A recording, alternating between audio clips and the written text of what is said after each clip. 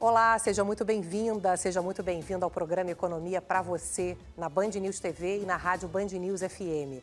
Enquanto o mundo acompanha assustado a guerra comercial liderada pelos Estados Unidos e o multilateralismo é testado, o Brasil tem o desafio de receber a COP30 esse ano e conduzir as negociações internacionais para enfrentar a crise climática.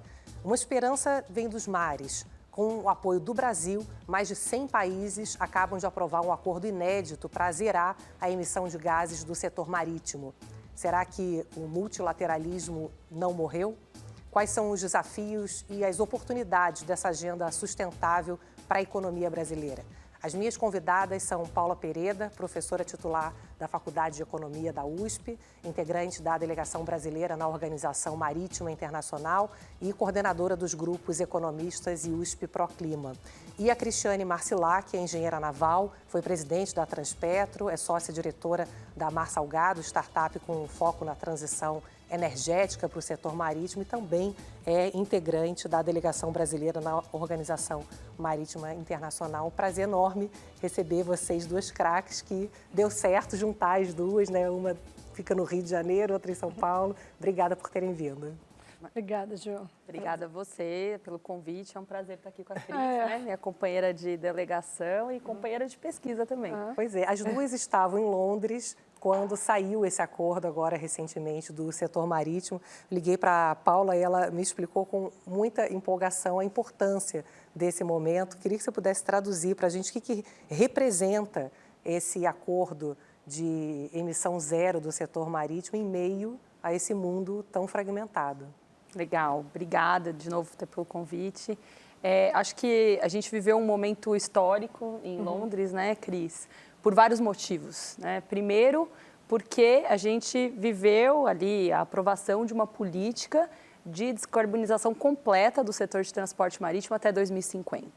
Né? Segundo, porque essa política foi aprovada num contexto geopolítico bastante desfavorável, né? Então, assim, com a saída dos Estados Unidos do Acordo de Paris, com várias outras pressões externas, então, uns choques externos tentando né, afetar a aprovação dessa política. E como você bem mencionou, Juliana, na sua fala inicial, é um grande ganho do multilateralismo, mas também é um grande ganho, eu acho, de uma construção muito sólida que aconteceu dentro da IMO, né, que é a Organização Marítima Internacional. É da ONU, né? Que é uma agência da ONU que regula o setor de transporte marítimo. E foi uma construção de muitos anos. Então, a IMO ela vem desde 2018 com metas claras de descarbonização. Ela reviu as metas dela em 2023 para metas ainda mais ambiciosas, com o Net Zero, né, com as emissões líquidas zero até 2050, e que culminou com a aprovação dessa política nesse ambiente adverso, mas que foi de uma construção muito sólida de todos os países membros, e aí do governo, da academia, da indústria, da sociedade civil. Então, assim, mostra a força, né, que tiveram todos esses atores atuando de forma cooperativa em conjunto para lidar com um problema que é um problema global. Sim, né? E Cris, e justamente por envolver uma série de atores num ambiente onde o multilateralismo ele é questionado, onde a maior economia do mundo não vai mais apoiar essa agenda. Qual é a tua leitura desse avanço? Porque para a gente que não está acompanhando os detalhes aí de toda essa discussão ambiental, não parece que é algo muito grandioso, né? Mas são pequenas construções, como a Paula trouxe, ao longo de anos, que são muito representativas, né? Então, essa conquista do setor marítimo, né, e o setor marítimo se posicionar como uma referência agora, porque vai ser o primeiro setor a se descarbonizar em caráter global. E graças a esse acordo, né, pelo fato do setor marítimo ser um setor regulado pela IMO, você consegue definir uma estratégia com metas, com indicadores, com penalidades. Então, esse setor, apesar de toda a complexidade que foi a aprovação, entendo que os outros setores vão ter complexidade também, mas ele passa a ser uma referência, porque você definiu reduções ano a ano, você definiu valores de carbono, você definiu metas, você trouxe uma estabilidade para esses investimentos novos. E aqui a gente está falando de uma transição, que é uma transição não só energética, a transição tecnológica. Então, o setor vai precisar de uma segurança e esse acordo está trazendo essa segurança como referência até para outros setores, né? A gente fica pensando assim, por que o setor naval talvez seja mais fácil, ele emite muito em relação à necessidade hoje de emissão. Qual é a importância desse setor? Olha, o setor de transporte internacional, ele emite cerca de 3% das emissões globais. Então, assim, é a mesma coisa que a aviação, né? Então, assim, em termos, claro que 3% é bastante, né, das emissões globais, mas eu acho que tem uma particularidade muito importante nesse setor, que é o fato dele ser regulado internacionalmente, né?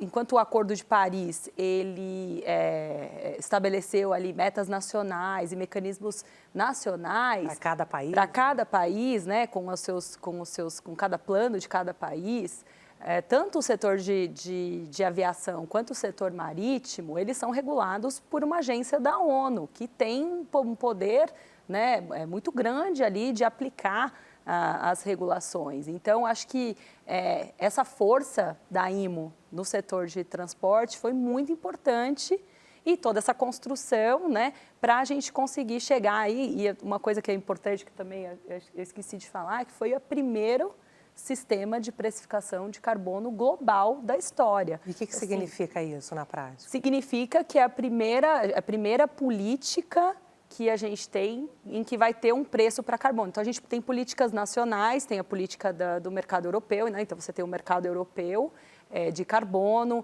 você tem vários países, a Suécia, Chile, que tem imposto sobre carbono, mas de forma global, você tem um mercado global ali de precificação, foi a primeira da história. Então, tem acho que mais esse simbolismo que, né, toda a aprovação dessa medida trouxe, assim, como uma boa notícia aí, né, como você colocou na sua fala inicial, né, de virem as boas notícias dos mares. Eu acho que foi bem relevante também nesse sentido. E só completando também sobre o setor marítimo é super regulado. E quem é regulado é o navio. Então, o navio, para operar em águas internacionais, ele precisa atender uma série de requisitos. Se ele não atender, ele pode até sair desse porto aqui, mas ele não chega no outro. Tá? E ele deixa de ter certificados, ele deixa de ter critérios para ter cobertura de seguro. Então, isso faz com que o navio seja fácil de você controlar, estabelecer um critério de escopo mundial. A outra coisa é a importância da navegação, apesar da gente emitir 3%, né? Então, a navegação ela é responsável por mais de 80% do mercado mundial. Então, do comércio global. Então, ele é o fator de globalização, ele é o principal fator de globalização. Então, é interessante que um setor desse, que une vários países, faça simultaneamente, afetando todos os países, faça essa transição. E para o Brasil não é menos importante. Para o Brasil, você tem ideia, a gente não é uma ilha, mas 95% do nosso comércio internacional é feito por mar. Então, essa importância da gente colocar um holofote sobre o mar para se preparar para essa transição. Podia ser mais explorado internamente, né, nessa discussão de inflação, custo de alimento, que a gente tem falado tanto. A gente é muito dependente, né, Cris, do transporte rodoviário. E o marítimo reduziria bastante os custos, inclusive, de alimentação, né? Não só, acho que internamente, mas globalmente, né? Eu acho que até esse foi um dos grandes debates que a gente teve nesses 2, 3 anos de discussão dessa política, que eram os impactos que todas as políticas que estavam em discussão poderiam ter sobre preço de alimentos, sobre insegurança alimentar. Enquanto que o custo dessa regulação também poderia inviabilizar países mais pobres, exatamente, né? Exatamente. Então, essa foi muitas das contas que a gente fez em estudos lá dentro da USP, em parceria com a FRJ, da avaliação dos impactos de todas essas políticas que estavam na mesa. Porque quando a gente fala, é um setor que emite 3%, mas ele carrega, né, 80%, 85% de todo o comércio mundial, qualquer mudança ali de preço, de custo de transporte, que seja muito relevante, ela pode afetar, vai afetar os países mais distantes dos mercados e os países mais pobres. Então, a gente chegou a fazer todas essas contas, a gente levou todo esse debate técnico também lá dentro da IMO, que sempre foi muito bem recebido, né? Assim, essa contribuição da academia ali para todo o debate que teve antes da aprovação. É bonito de ver, né? Assim, a ciência mostrando que os nerds, eles dominaram o mundo. Que bom, mesmo no meio dessa confusão toda de globalização, tem um avanço importante. Acho que isso dá uma esperança, né, Cris? E um ponto que a nossa academia, a delegação do Brasil, a USP, né, esse trabalho que foi feito foi muito importante, porque qual é o objetivo dessa regulação? O objetivo é que você reduza as emissões. O setor marítimo, como a Paula falou, há muito tempo já vinha com medidas para aumentar a eficiência. Então, você emitir menos por aquele transporte. Só que chegou um ponto que ele não conseguia melhorar mais tanto. Você até melhora, mas não tanto. Então, para atingir a meta do net zero, era necessário fazer o phase-out dos combustíveis fósseis. Só que os novos combustíveis verdes são mais caros hoje, né? Você vai investir num combustível e que depois o mercado não vai aceitar porque é mais caro, então você não promove o investimento. Então, na hora que a IMO veio com essa estratégia, ela começa a penalizar o carbono, como a Paula falou, né? Ela precifica essas emissões ao longo do tempo, para que na hora que o usuário for tomar a decisão pelo combustível, não só seja o custo daquela produção, daquela comercialização, mas o custo daquela emissão, que ele fala pay to pollute, você vai pagar para poluir. Sim. E aí você, com essa penalização, você começa a trazer os outros combustíveis para serem competitivos. Em paralelo, também um trabalho belíssimo que a Paula, a Andréia, a Luquezzi fizeram, que a USP fez, foi, tá bom, então esse valor dessa penalidade vai promover a competitividade, vai recompensar quem está vindo com combustíveis de baixíssima emissão, mas também vai gerar um fundo. E esse fundo vai ser para investir em tecnologia, investir nos novos combustíveis, investir em treinamento dos marítimos, investir no plano de ação, mas também investir em mitigar impactos no food security desproporcionais, que foi um estudo que a USP fez também e apresentou lá, foi muito bom. Isso é importante porque a gente pensa em Brasil, o potencial que a agenda verde tem, do combustível verde, mas ele tem que ser economicamente viável. Qual é o papel do Brasil? Qual foi nessa discussão? E agora, nessa liderança da COP, qual é o papel que você vê do Brasil na liderança dessa agenda? Tá, então assim, acho que na IMO, né, o Brasil teve um papel muito importante na política final que foi aprovada. Acho primeiro porque uma das políticas que se aventava, que era um imposto sobre o carbono, sobre as emissões dos navios, era uma política, porque toda política de precificação de carbono, o objetivo é mudar preços relativos, né? Como a Cris colocou. Então, a gente tem que mudar o preço dos combustíveis para que você estimule mudanças. Agora, o imposto sobre carbono, ele só aumenta o preço de todos os combustíveis, inclusive combustíveis que são mais limpos, mas que têm alguma emissão, né? Que tenham emissão. Então, assim, uma primeira questão muito importante foi o papel ali do Brasil, de países em desenvolvimento e países mais pobres no debate da IMO, trazendo as potenciais consequências desse só aumento do custo de transporte aí, sobre custo de alimentos, sobre insegurança alimentar, né? Então, tiveram, assim, algumas falas muito relevantes do Brasil dentro das convenções, que foram muito importantes para nortear essa discussão, e tanto que o imposto sobre carbono acabou saindo da mesa agora no final das negociações. E a política que foi aprovada, ela é uma combinação do que o Brasil propôs ali junto com outros países, né? Então, acho que teve essa importância muito grande do Brasil no desenho mesmo da política, para além da negociação, né, que a gente sabe que o Brasil tem uma grande escola de negociação com o Itamaraty, então... Que estava envolvido ali. Estava envolvido e tem uma condução, assim, muito, muito brilhante mesmo, né, que dá muito orgulho para a gente como brasileira de ver a seriedade e a competência com que as negociações foram conduzidas, e o Brasil foi muito importante, até por conta do que você falou, né, Juliana, assim, acho que para além de uma preocupação muito importante com a descarbonização do setor e esse compromisso aí de todos esses anos de trabalho, a gente tem a COP aqui nesse ano, né, e os mesmos negociadores que estavam lá são negociadores da COP 30 também, e é importante a gente sinalizar para o mundo o nosso compromisso, né, com a descarbonização, nosso compromisso global. Então, o Brasil teve muito papel na forma como as coisas foram conduzidas e na política final aprovada, e ainda não parou por aí, né? Acho que ainda tem um trabalho de continuidade. Inclusive, essa política ela vai ser ratificada agora em outubro, numa reunião extraordinária que vai ter. Então, ainda tem alguns desafios até lá, mas eu acho que o Brasil, assim, na sua liderança do multilateralismo, com as contribuições técnicas, teve um papel, assim, fundamental, ao meu ver, na aprovação da política. E olha que os Estados Unidos, imagino, pelo que eu acompanhei, Sim. jogaram bastante contra, né? Sem dúvida. Mas acho que, ao final, essa discussão já vinha alguns semestres, aliás, desde 2018, né? Sim, sim. Mas, como você colocou, a Paula reforçou, foi uma vitória do multilateralismo e da ciência, porque foi muito discutido, as análises, os impactos. Então, realmente, é um marco para a descarbonização, essa medida.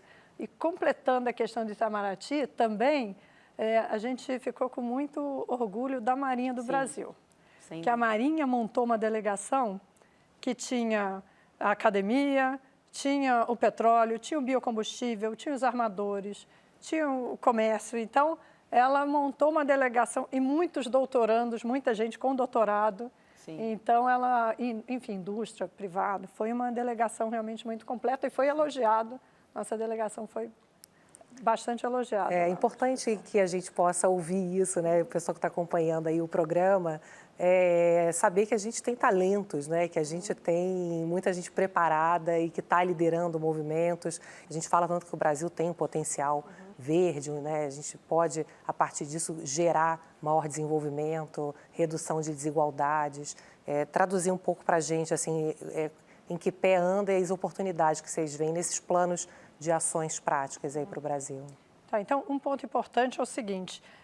Primeiro como a Paula colocou, vai ter um impacto de custo. Isso é fato, né? Essa migração tem impacto de custo. Lá na frente, esses combustíveis vão ser mais competitivos, mas no primeiro momento você vai ter essa penalização, você tem impacto de custo, isso é fato.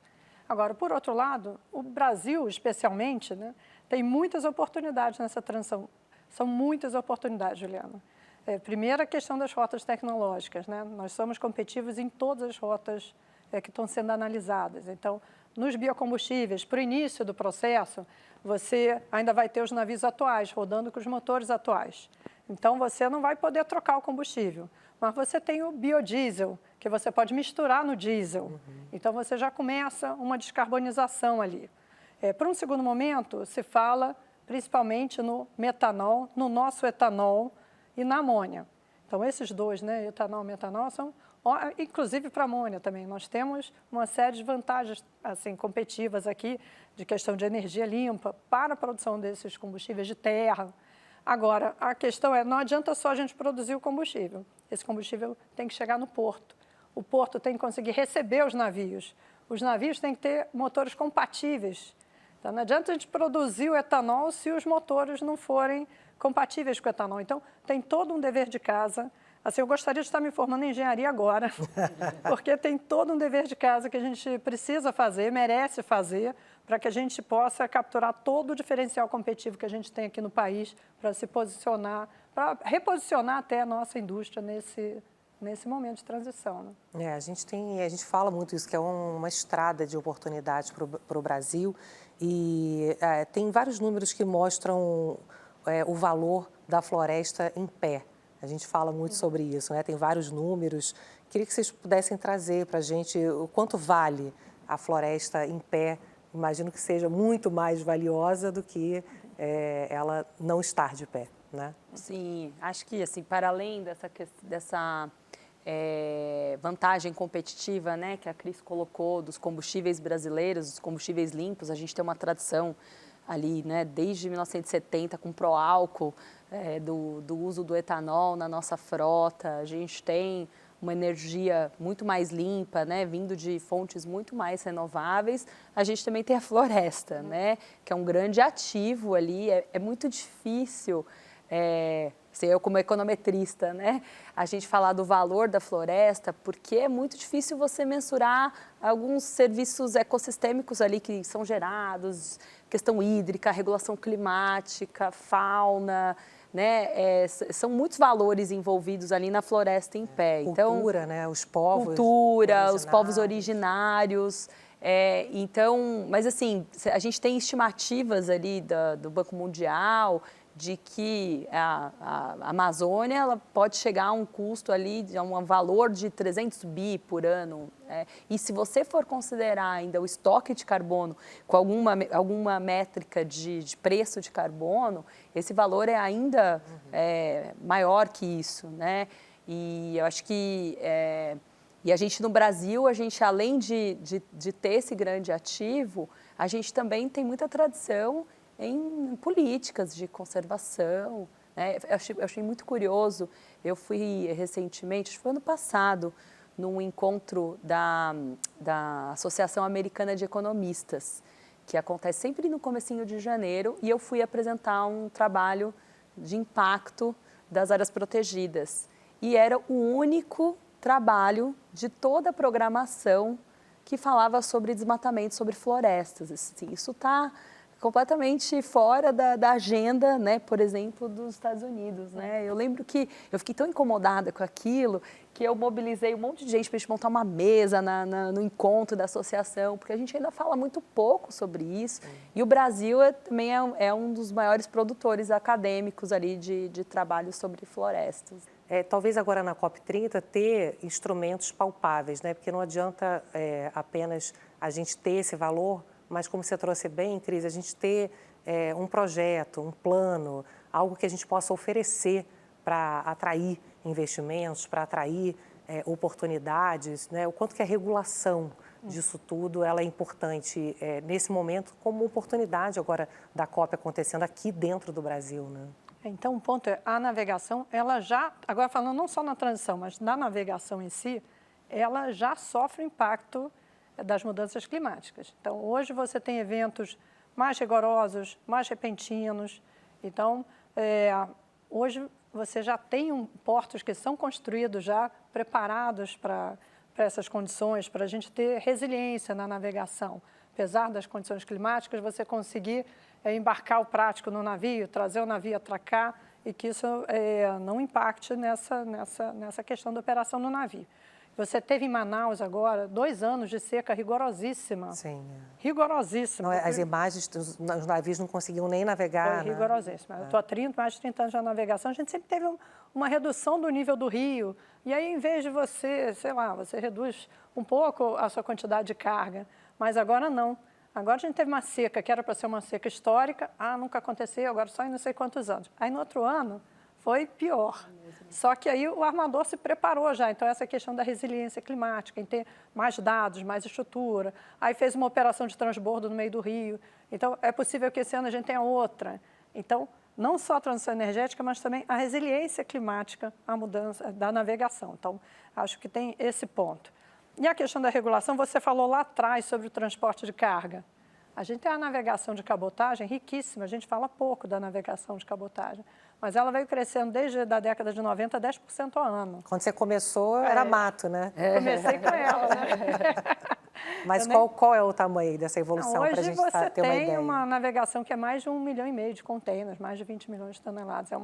É uma navegação robusta. E o estudo da ILOS, ele fala que a cada container que você tem a bordo, você tem 4 containers no caminhão que você poderia estar trazendo. Isso para uma distância hoje de 1.500 quilômetros. Eu estava olhando o plano de ação dos países para descarbonizar. O da Noruega diz que quer trazer distâncias maiores que 300 quilômetros, ele quer trazer para o mar.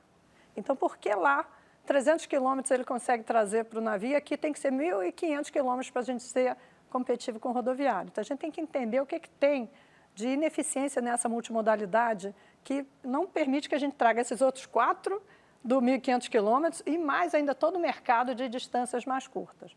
E a cabotagem, e a gente pensa não mais no setor internacional, mas nas emissões nacionais, né, que são as NDCs. Né? A cabotagem hoje, no transporte de carga, a meu ver, é um dos principais elementos para reduzir as emissões do transporte de carga. Sim. Hoje a cabotagem... E hoje é mais de 75%, é isso? É, transporte é basicamente ônibus, caminhão, perdão.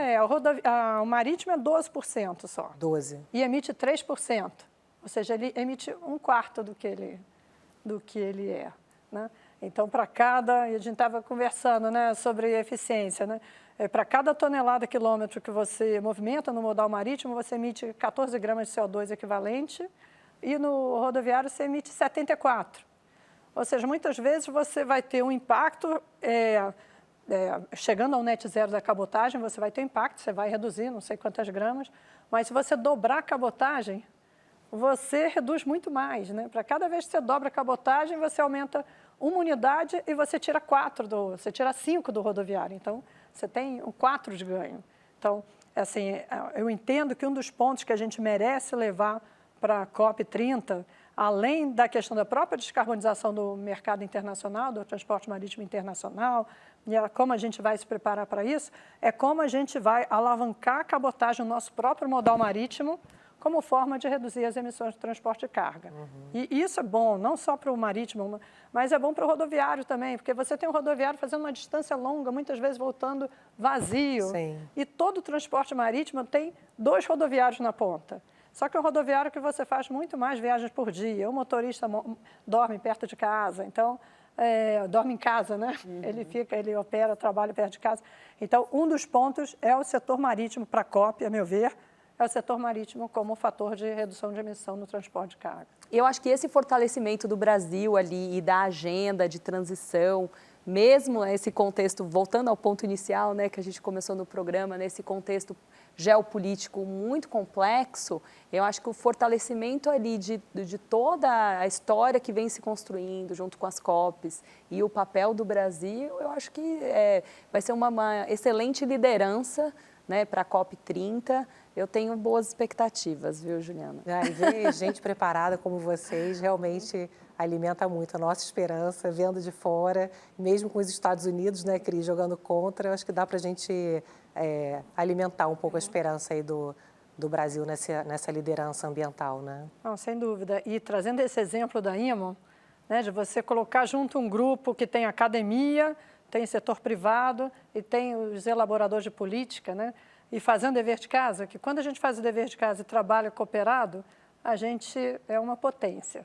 Então, trazer esse exemplo do que aconteceu nessa discussão internacional, trazer para dentro de casa e a gente aproveitar a COP também, né, como um deadline aqui, olha, temos um entregável aqui, continuar esse momento de cooperação, acho que a gente pode trazer propostas consubstanciadas, propostas com várias visões, para que a gente possa descarbonizar aqui também nossos setores. Que bacana. Vocês estão vendo, né, como tem gente boa, trouxe essas 2 craques aqui para poder a gente acreditar no Brasil, acreditar na ciência, em gente que acredita e que realiza, como vocês. Parabéns. Obrigada por terem vindo aqui no programa. Obrigada, prazer. Juliana. Obrigada a você. Muito obrigada. Foi muito gostoso. Ai, que bom. Foi para a gente também. Agradeço a presença sua sempre aqui comigo no Economia para Você. A gente se vê na semana que vem. Tchau.